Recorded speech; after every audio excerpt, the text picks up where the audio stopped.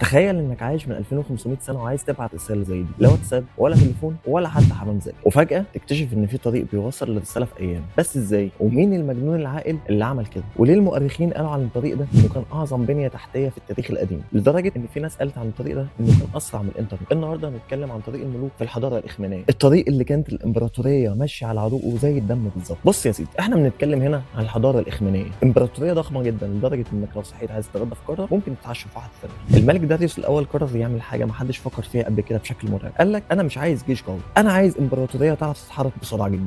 وهنا ظهر طريق الملوك، الطريق اللي ربط العالم. الطريق ده كان طوله تقريبا 2700 كيلو متر، يعني تقريبا كان بيعدي نص العالم اللي كان معروف وقتها. والمرعب بقى ان الطريق ده ما كانش مجرد اسفلت وبس، لا يا معلم، ده كان مشروع هندسي مرعب بالنسبه للوقت. كان فيه محطات استراحه ونقط لتبديل الخيل ومخازن اكل وميه وحاميات عسكريه وابراج مراقبه وارصفه. الفرس هم اول ما اخترعوا الرصيف، يعني حرفيا اول نسخه قديمه من شيل اوت وورز